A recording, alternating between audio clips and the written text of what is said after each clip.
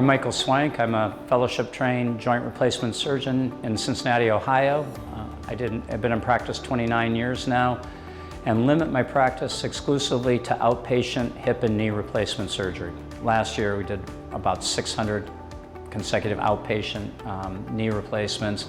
Our average stay here was only 3 or 4 hours. We found that the custom techniques that really allow us to traumatize the patient as little as possible, allows us to mobilize them as quickly as possible, particularly when it's coupled with a subvastus approach, excellent pain management, a spinal anesthetic, and rapid mobilization. We're in a 6-room ASC, and last year we did 2,400 joints, and so with that kind of inventory, that kind of throughput, the opportunity for our sterile processing, the opportunity for the nurses to use less stuff, which is really what it boils down to, and stuff that's accurate so people know what to do, is really enhanced with a system like TruMatch. But more importantly, my patient outcomes actually demonstrate that this really works.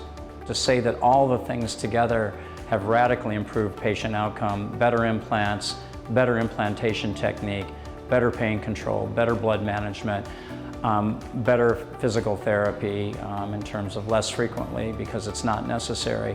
What we've found is that not only do we have a much lower patient dissatisfaction rate than is traditionally reported in the literature, but we also have far fewer manipulations.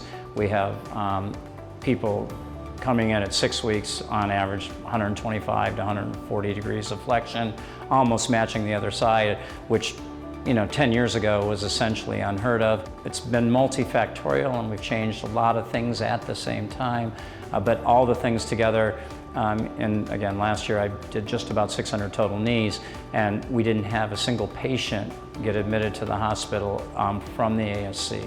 And that's because they can walk out of here in 3 or 4 hours, not traumatizing the muscle, not violating the intramedullary canal, getting an implant that feels normal, because we're not cutting ligaments that someone has to heal from.